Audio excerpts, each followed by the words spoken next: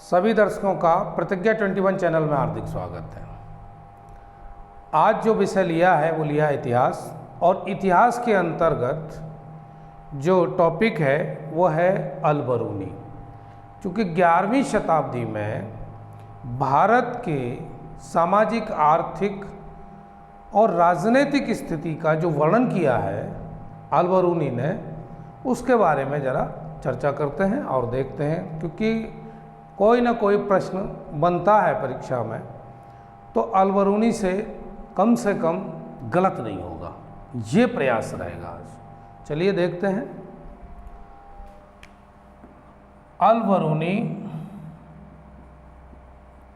अल-बरूनी का भारत विवरण। अब सबसे पहले ये समझना है कि अल-बरूनी कौन है और भारतीय इतिहास में इसका क्या योगदान है। तो पहली लाइन देखते हैं। 11वीं शताब्दी के भारतीय इतिहास का सर्वाधिक महत्वपूर्ण स्रोत अल-बरूनी का भारत विवरण।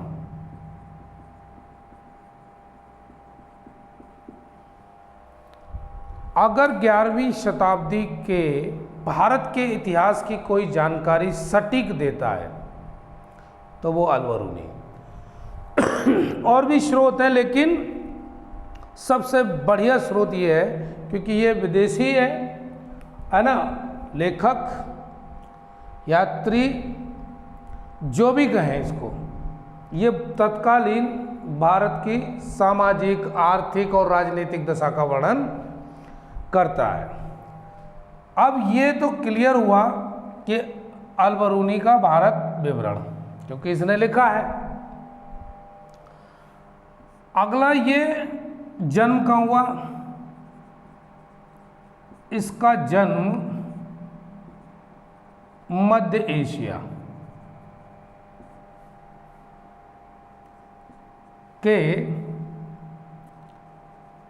ख्वारिज़्म में हुआ था। मूलतः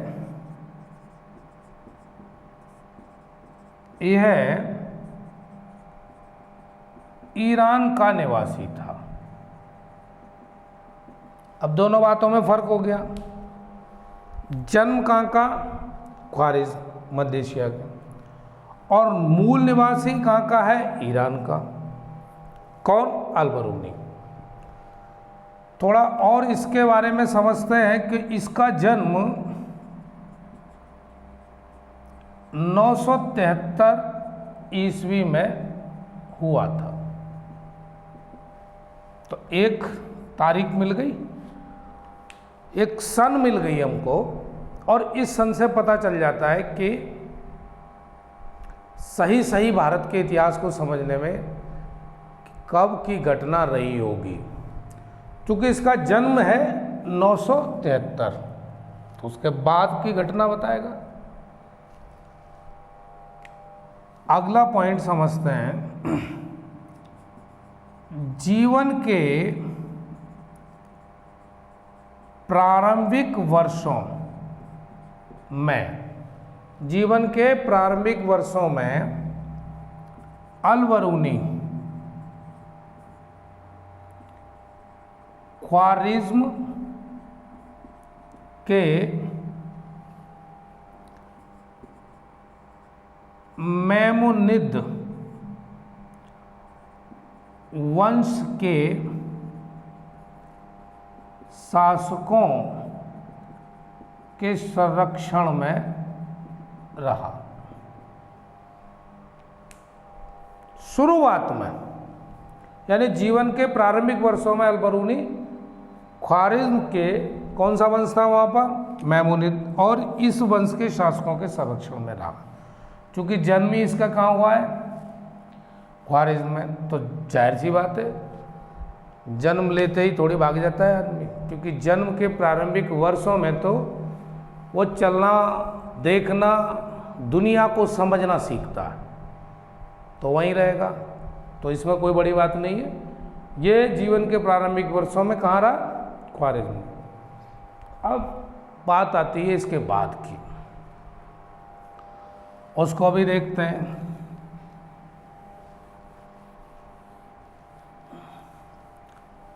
उसके बाद इसके बाद कैस्पियन सागर, कैस्पियन सागर के दक्षिण पूर्व, कैस्पियन सागर के दक्षिण पूर्व में स्थित जुरजान, ये भाई जगह है भाई, जुरजान के शमसुल माली, जुरजान के शमसुल माली कफुस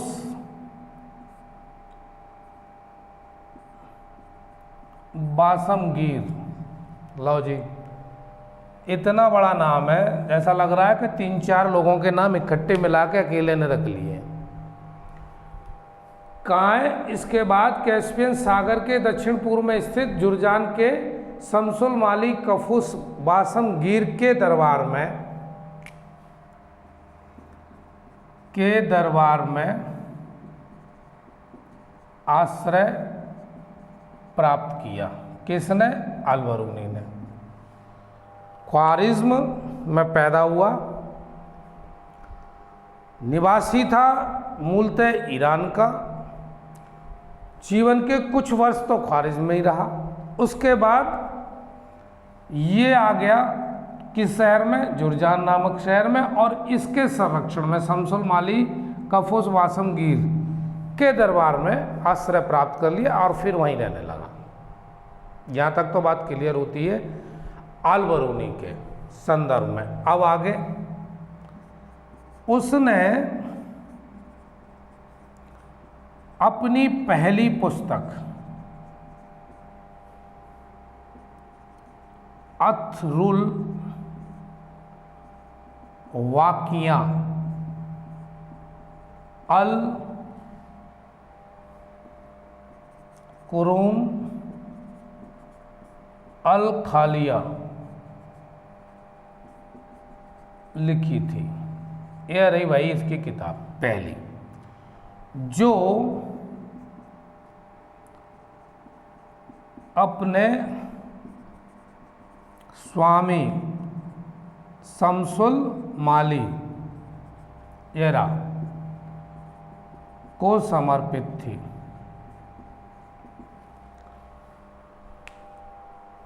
चूँकि अल-बरूनी भारत के बारे में वृत्तांत जो लिख रहा है, तो कम से कम इतना तो बनता ही है कि वो था कहाँ, कहाँ पैदा हुआ और उसकी ज़िंदगी की शुरुआत कैसे हुई। इसका जिक्र बहुत ज़रूरी है करना। तो उसी के संदर्भ में ये जब इसके आश्रय में था शमसुल माली कफुस बासमगीर के, तो भाई इसकी प्रशंसा में ही उसने इतनी बड़ी किताब लिख ली। वो इसका टाइटल भी बहुत बड़ा है, अथरुल वाकिया अल कुरून अल खालिया, यह नाम की टाइटल से उसने किताब लिख दी। और पूरी की पूरी समर्पित थी किसके? अपने स्वामी। अरे भाई इसके आश्रय में, तो स्वामी तो ये हुआ ही, मालिक। तो जाहिर सी बात है इस किताब में जो भी लिखा होगा वो इसकी तारीफ में होगा, क्योंकि जो व्यक्ति जिसके संरक्षण में होता है ना, उसकी तारीफ ही तारीफ लिखता रहता है। बुराई लिखेगा तो गर्दन कटवा दी जाएगी, तो बुराई तो लिखेगा ही नहीं। तो जाहिर सी बात है कि उसके बारे में जो भी लिखा है वो सब बढ़िया बढ़िया लिखा होगा, उसकी तारीफ। अब चलते हैं आगे। इसी दौरान 1017 ईस्वी, ठीक है। 1017 ईस्वी में महमूद गजनबी उसे बंदी बनाकर, महमूद गजनबी यानी 1017 में महमूद गजनबी उसे बंदी बनाकर गजनी लाया।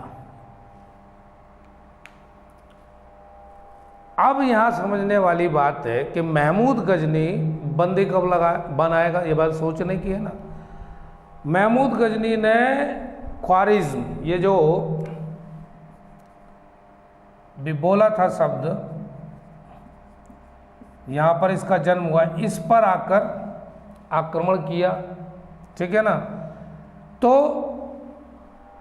जब आक्रमण करेगा तो जाहिर सी बात है वहां जो जो दिखाई देगा उस पर अधिकार कर लेगा। तो ये अलबरूनी युद्धबंदी के रूप में महमूद गजनबी ने पकड़ा था। ये बात दिमाग में रखने की है, क्योंकि अलबरूनी ऐसा व्यक्ति नहीं है जो ख्याति प्राप्त रहा हो और अपने बल पे लड़ा हो ना। इसको फिर महमूद गजनबी उठा लाया था और युद्धबंदी के रूप में।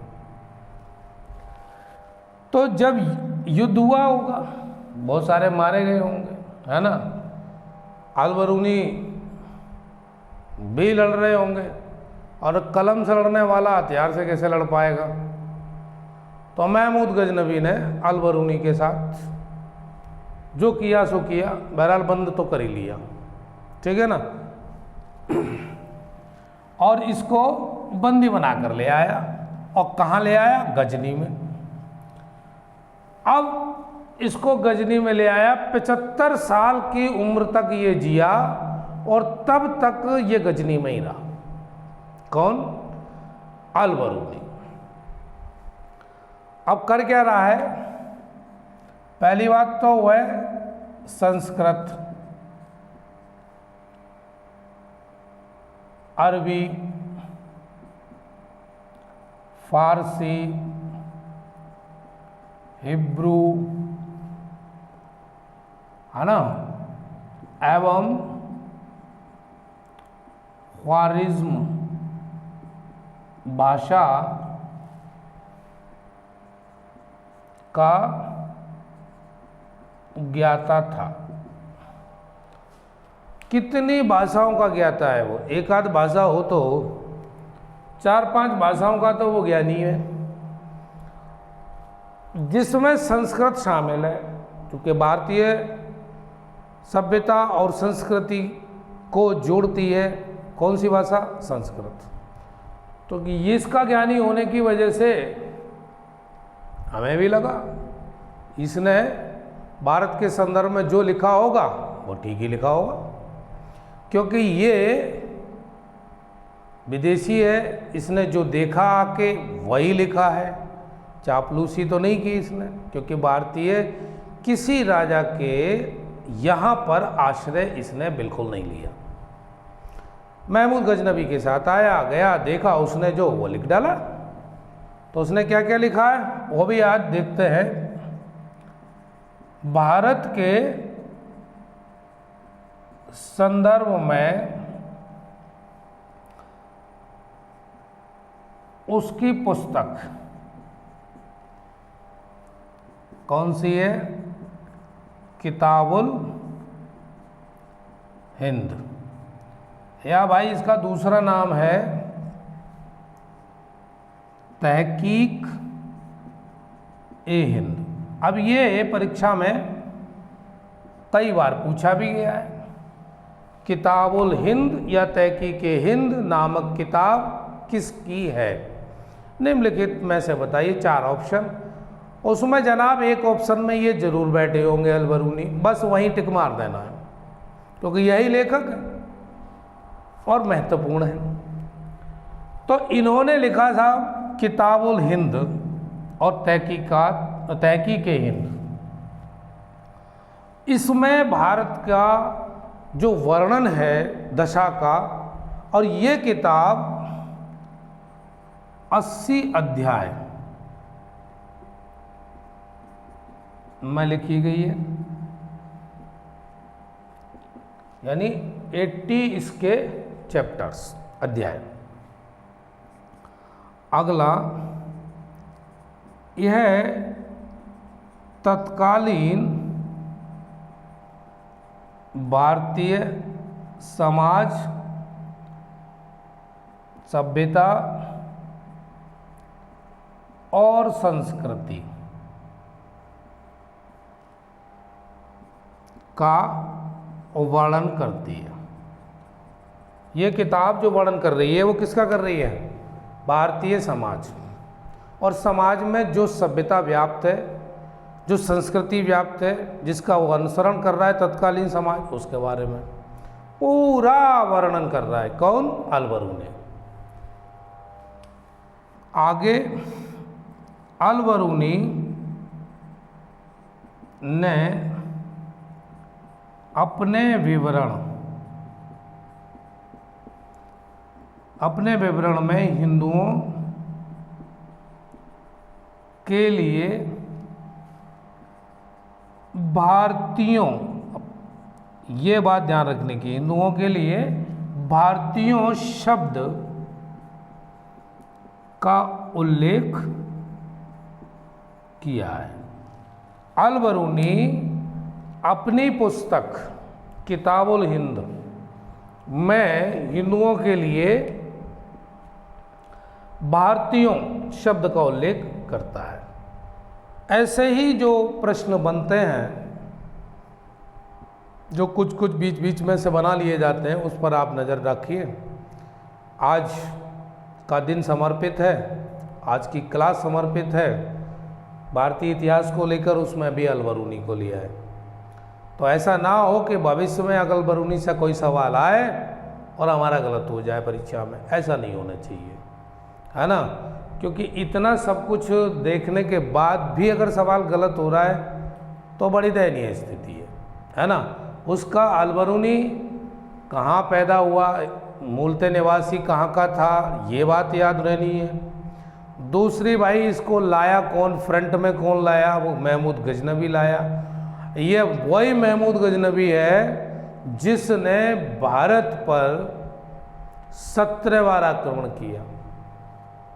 कितनी बार? 17 बार। कमाल की बात है, एक आध बार हो तो 17 बार आक्रमण किया, और हर बार लूट के ले गया, और सोना चांदी हीरे जवाहरात जो भी धन मिला, और संग में मार भी गया रास्ते में, मतलब जो उसके विरोध में आया उसको मार भी दिया। ये वो महमूद गजनबी है, और उसको भी युद्धबंदी में कौन लेके आया? इस अल-बरूनी को, महमूद गजनबी। तो इसकी तो उम्फो हो गई, अल-बरूनी धर्राटे काट रहा होगा वहाँ पर, है ना, भागा फिर रहा होगा। तो विद्वता इसके अंदर देखने को मिली। महमूद गजनबी ने कहा पकड़ ले भाई, इसको रख ले अपने पास, लगता काम का बंदा है, इसको रख लिया। फिर ऊपर से विद्वान भी है, संस्कृत, अरबी, फारसी, हिब्रू और ख्वारिन तमाम भाषाएं जानता है। बोला ठीक है भाई, काम आएगा। तो ये जो लुटेरे होते थे, इनके पास भी कोई ना कोई ऐसा विद्वान आदमी जरूर होता था। अरे महमूद गजनबी क्या है? लुटेरा है।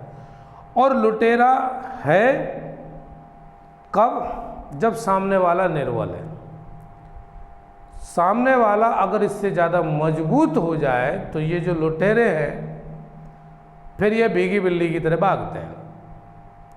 सबसे बड़ी ताकत व्यक्ति को अपने अंदर ताकत पैदा करने का शुरू से रहा है, अभी से थोड़ी है भाई। जिसके अंदर, किसी के अंदर ज्ञान की ताकत है, पैसे की ताकत है, शरीर की ताकत है, उसको फिर अभिमान भी है।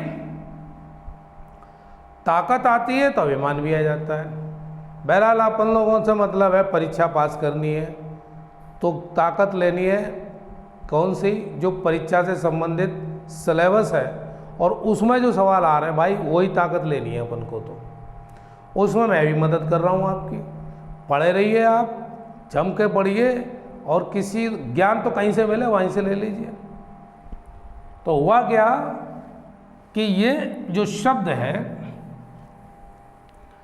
हिंदुओं के लिए भारतीय शब्द का इस्तेमाल पहली बार कौन कर रहा है? अल-बरूनी कर रहा है। तो बात चल रही थी 17 बार आक्रमण महमूद गजनबी ने भारत पर किया, ठीक है। कैसे वो सफल हो पाया 17 बार, इसकी चर्चा अभी करते हैं। पहले जरा इसका जो एक कथन है उसको देखते हैं। भारतीयों के पूर्वज इतने संकीर्ण विचारों के नहीं थे जितनी वर्तमान पीढ़ी है। भारतीय घमंडी और आत्माभिमानी है। अब ये कथन अल-बरूनी ने अपनी किताब में दिया। क्या? भारतीयों के पूर्वज इतने संकीर्ण विचारों के नहीं थे जितनी वर्तमान पीढ़ी। वर्तमान पीढ़ी का मतलब 1017 के बाद जब वो भारत में आया होगा तब उसने ये स्थिति देखी। तो उसने कहा कि भारतीय घमंडी है भाई और आत्माभिमानी है, ठीक, क्योंकि भारत विश्वगुरु रहा, आज भी कहते हैं। तो इसमें घमंड की बात क्या है भाई? ज्ञान के मामले में भारत तो सबसे आगे है। ये इसको पचा नहीं, किसको? अल-बरूनी को, क्योंकि वो खुद भी विद्वान है संस्कृत वगैरह भाषाओं का। तो भी ये सोच रहा है हमारे भी बाप इधर है, मिल गए हमको। तो उसको घास पड़ी नहीं, उन्हें एक से एक विद्वान बैठा है, ज्योतिष में, गणित में, है ना, बहुत सारा विद्वान। तो उन्होंने कहा तो उनको घमंडी बता दिया उसने। किसने? अल-बरूनी ने। भारतीयों जो कह रहा है ना, भारतीय घमंडी और आत्माभिमानी, अब उस पर कुछ और तो कहा नहीं गया, तो उसने वो घमंडी बता दिया। लेकिन सच्चाई ये थी कि भारत के लोग विद्वान थे और अतिशय विद्वान थे। आर्यभट्ट हैं, बरामेर हैं, बागभट्ट हैं, और कितने नाम हैं, चरक हैं, ये सब विद्वान ही तो। ऐसा विश्व में कहाँ हुए पैदा? कोई हुआ ही नहीं। तो अब इनके सामने टिके कौन? इनके सामने टिके कौन? और जो थोड़ा बहुत आए सामने तो उनकी तो हालत पतली हो गई। अरे हमारी तो दाल गल नहीं रही। इसलिए वो भारतीयों को घमंडी कहने लगे, और कोई वजह नहीं थी, सिर्फ यही वजह। इसलिए इसने ये कथन अल-बरूनी ने कह दिया होगा। अब कह गया तो कह गया, लिखा ही तो है इसने। लिखे को कौन मानना है? विचार है, कोई भी व्यक्त कर सकता है। जो भी विदेशी आए अपने अपने विचार व्यक्त किए, देखे, पढ़े। वो तो परीक्षा में पूछ लिए जाते हैं, अन्यथा तो इन्हें पढ़े कौन? अगर ये परीक्षा में ना पूछे जा रहे होते तो इन्हें पढ़े कौन? कोई नहीं पढ़ेगा इनको। तो भारत का ही इतना बहुत ज़्यादा साहित्य है, बहुत ज़्यादा ज्ञान का भंडार है, इतना लिटरेचर लिखा रखा है, इतने ज्ञान की किताबें पहले से ही हैं, 4 वेद, 6, 7, 18 पुराण, वो तो है जो है ही, और भी है। तो इतना ही इनको कौन पढ़ रहा है? लेकिन क्या करें, परीक्षा प्रणाली कुछ ऐसी है, उसमें ये आ जाता है तो इसलिए पढ़ रहे हैं, अन्यथा अल-बरूनी की कोई ज़रूरत नहीं। देखते हैं भाई। और दूसरा, अब ये कहता है भारत में वर्ण व्यवस्था, यह भी कह रहा है जी भारत में वर्ण व्यवस्था थी, ठीक है भाई। और तत्कालीन समाज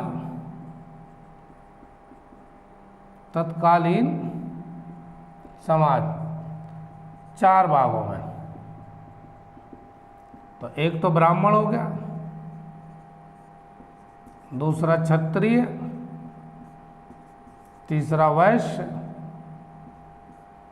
चौथा शूद्र। ये वर्ण व्यवस्था थी, इसने भी देखी, यह भी कह रहा है जी थी, तो बात पुष्ट हो जाती है। क्योंकि प्राचीन बातों को जो वर्तमान का स्टूडेंट कोई भी हो वो अगर समझे तो कहाँ से समझे। तो ये वर्णन है, यात्रा वृतांत हो सकते हैं, लेख हो सकते हैं, शिला पट्टिकाएँ हो सकती हैं, है ना। ये सारी चीज़ें प्रमाणित करती हैं कि उस टाइम ऐसा था। ठीक है भाई, इसका वर्णन है, यह भी भारत के बारे में लिख रहा है, तो कह रहा है कि 4 वर्णों में बटा हुआ था समाज। ठीक है, ये बात पुष्ट हो गई, था भी। दूसरा, इनके अलावा, यानी ये 4 वर्णों के अलावा, वो कहता है अंत्यज को भी जाति, समाज, वर्ण में नहीं लिया जाता।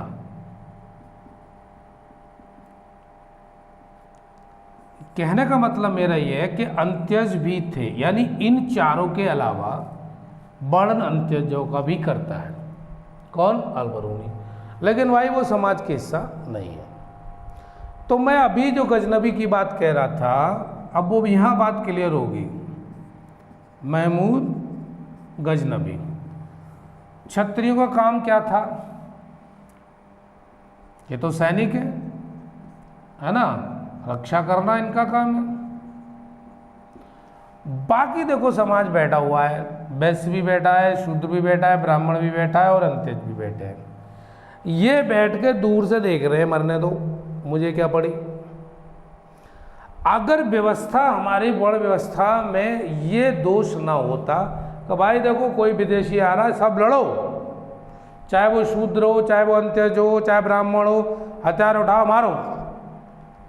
तो महमूद गजनबी कब का बिल में घुस गया होता। 17 बार की बात कर रहा हूँ, एक बार में ही सत्यानाश हो जाता उसका। लेकिन हुआ क्या, खाली जिम्मेदारी इसी की है भैया, क्षत्रिय की। समाज का कुछ स्ट्रक्चर इस तरह का बनाया जो कि दोषपूर्ण है। जब कोई विदेशी आ रहा है युद्ध करने के लिए, तो बाकी ये 3 जो मेजर हिस्सा है, वैश्य भी है, शूद्र ब्राह्मण, ये बिल्कुल बैठ के दूर देख रहे हैं कि लड़ने के लिए जाएगा तो फिर क्षत्रिय जाएगा, यही मरेगा, यही मारेगा। अब तुम क्या कर रहे हो? अगर ये सब मिलके मारते, और अभी तो अंत्यज के बारे में वर्णन है, तो ये अगर मारते तो महमूद गजनबी का कोई विदेशी नहीं आ पाता। क्योंकि हमारी सामाजिक स्थिति बहुत खराब थी। क्योंकि ये जो स्थिति है ये इतनी जटिल थी, वैश्य ब्राह्मण नहीं बन सकता, क्षत्रिय शूद्र नहीं बन सकता, शूद्र ब्राह्मण नहीं बन सकता, जो जिसमें है वो वहीं रहेगा। तो अब इनके बीच में वैमनस्य तो रहेगा ही ना। इनके बीच में जब एक दूसरे के बीच में कोई हस्तक्षेप कर ही नहीं सकता, तो एक वैमनस्य, और वो भी दिखता नहीं। शूद्रों का काम तो सेवा करना है। अरे इनको भी हथियार दे दिए होते तो मार मार के गजनबी का कल्याण हो जाता। तभी वैश्य ब्राह्मण कोई कम पड़ रहा था क्या? कोई कम नहीं पड़ रहा था अगर इनमें किसी को देते। महमूद गजनबी जैसे जितने भी आक्रांता आए भारत में, सबको मार लिया होता। लेकिन व्यवस्था ही बड़ी बेकार है कि भाई लड़ने के लिए केवल क्षत्रिय जाएंगे। बताओ, कमाल हो गया यार। तो इसलिए इन लोगों ने 17 बार आक्रमण कर दिए और लूट के ले गए और कुछ भी नहीं कर पाए। अंत्यज में कौन कौन शामिल थे, जरा इनकी भी बात कर लें। अंत्यज में तो एक तो चर्मकार, दूसरा जुलाहा, जुलाहा कपड़े बनाने वाले, तीसरा मछुआरे, चौथा चर्मकार था, जुलाहे थे, मछुआरे थे और शिकारी, चर्मकार, जुलाहा, मछुआरे, शिकारी और एक और था इसमें बाजीगर। ये 5 के अलावा आदि और भी थे, ये तो थे ही थे। इनको समाज का हिस्सा नहीं माना जाता था और ये सब के सब नगर से बाहर रहेंगे, ये सब के सब नगर से बाहर रहेंगे। वर्ण व्यवस्था में ये शामिल है ब्राह्मण, क्षत्रिय, वैश्य, शूद्र। इनका कोई रोल नहीं है भाई, ये तुम बिल्कुल बाहर रहो, ये अंत्यज, इनको मतलब छूना भी गुनाह समझिए। तो ये वर्णन कौन कर रहा है? अल-बरूनी इनका कर रहा है। ये सारा वर्णन कौन कर रहा है? अल-बरूनी। अब यहाँ पर चूंकि वर्ण व्यवस्था कुछ ऐसी है उस समाज की, चूंकि समाज में जो चीज़ प्रचलित हो जाती है तो वो प्रथा बन जाती है। अब वहाँ पर ये प्रथा ही हो गई, 4 वर्ण के अलग, बाकी नगर से बाहर। उनका काम क्या है? शिकार खेलना, मछली पकड़ना, मीट मांस, यह सब कुछ। और सबसे ज़्यादा सम्मानित था समाज का हिस्सा, वो कौन था? ब्राह्मण, ब्राह्मण वर्ण, है ना, ये सबसे ज़्यादा सम्मानित। इनको भी 4 आश्रम में बांट दिया था। तो एक तो 8 वर्ष से 25 वर्ष तक क्या ज्ञान प्राप्त करेंगे, ठीक है। 25 से 50 वर्ष गृहस्थ आश्रम हो गया और 50 से 75 तक वानप्रस्थ। भाई तुमने बहुत भोग विलास की जिंदगी जी ली, अब जरा भूल जाओ, वन में चले जाओ, तो भूलो। भूलने में उन्हें 25 साल लग गए। फिर 75 से 100 यानी मृत्यु तक, इसको यूं कहेंगे मृत्यु तक। इसमें ईश्वर की आराधना करो, मोक्ष की प्राप्ति, ये स्ट्रक्चर था आश्रम का। 4 भागों में बांटा हुआ था। अब इनका काम दूसरा, जो क्षत्रिय हैं ये सुरक्षा कर ही रहे हैं, रक्षा का काम इनका है ही। ये दोनों वर्ण ज्ञान प्राप्त कर रहे हैं, है ना। शूद्र भी, शूद्र नहीं, शूद्र तो वंचित है, शूद्र इनको कर दिया वंचित, यानी वेदों का उच्चारण भी मना, यानी प्रार्थना, पूजा, पाठ, इनका कोई काम नहीं। अब चूंकि समाज के ये भी हिस्सा है, 4 वर्ण है, मेन ये भी है, इनके लिए ये चीज़ वर्जित है। और इतनी वर्जित है, अगर किसी ने सुन लिया वेद का उच्चारण करते हुए शूद्र को, तो उसकी जीभ काट ली जाती थी, है ना, राजाज्ञा द्वारा। यह भी बड़ी अजीब सी बात थी। समाज का कुछ ढांचा इस तरीके से था कि ये तो बिल्कुल सेवा में लगा हुआ है, लेकिन उसके बावजूद भी इसकी हालत दयनीय, जानवर से भी ज़्यादा। तो ये चीज़ कहीं ना कहीं भारत में नुकसान करी। किस संदर्भ में? विदेशी जब आए, जिनको म्लेच्छ कहा गया, है ना, उन्होंने भारत पर आक्रमण कर दिया और भारत को कई बार लूटा और फिर शासन भी किया। अरे कितना, 1206 से लेकर 1857 की जो क्रांति हुई, वहाँ तक लगातार संघर्ष हो रहा है और 1947 में भारत आज़ाद हुआ। 1206 से लेकर 1947 तक भारत कह रहा है गुलाम। प्रवृत्ति कैसी हो गई? गुलामी जैसी। और संघर्ष, गुलामी और प्लस संघर्ष दोनों। तो आज जो स्थिति है उस पर अगर कुछ देखने को मिलता है तो आश्चर्य की बात नहीं है। वो सिर्फ और सिर्फ असर उन वर्षों का रहा है इस समाज पर। तो यहाँ तक तो बात कर रहे हैं हम किसकी? वर्ण व्यवस्था की, जिसमें वैश्य एवं शूद्र क्या कर रहे हैं? पशुपालन एवं ब्राह्मणों की सेवा। ठीक है, इनका यही काम। ये मैं नहीं कह रहा हूं, ये कह रहा है अल-बरूनी। अल-बरूनी अपनी पुस्तक किताबुल हिंद में ये बात कह रहा है कि ऐसा समाज था भारत का।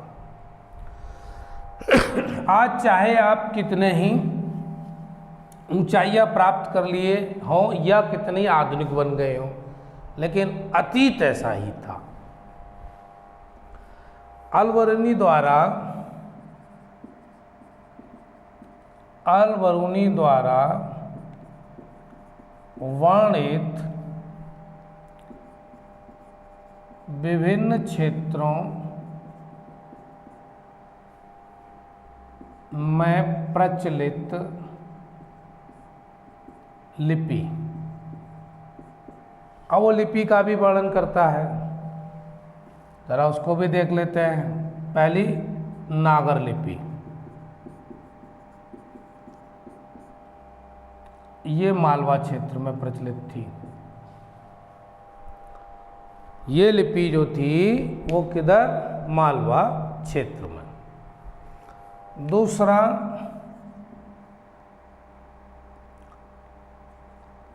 अर्ध नागरी लिपि, ये सिंध। विद्वान है तो कुछ अपने जैसा, हर एक व्यक्ति में गुण होता है, वो अपने जैसा ढूंढता है, जहां भी जाएगा अपने जैसा ढूंढेगा या अपने क्षेत्र से संबंधित चीजों को खोजेगा। क्योंकि विद्वान है तो वो भी यही देख रहा है, इस पर विशेष उसकी नजर गई कि भाई ये जो नागर लिपि थी किधर थी, है ना, अर्धनागरी लिपि किधर थी, मालवाड़ी लिपि ये थी दक्षिण सिंध,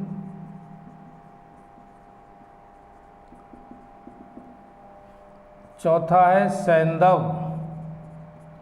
सैंधव लिपि ये प्रचलित थी अल-मसूरा, ये तत्कालीन नगरों के नाम है भाई।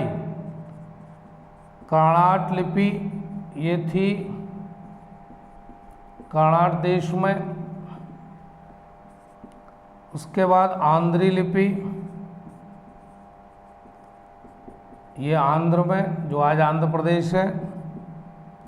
लाटी लिपि ये थी लाट देश में, उड़ीसा। अगला है द्रविड़, ये द्रविड़ क्षेत्र में। और 9वें नंबर पे है गौड़ी लिपि, ये पूर्व देश में।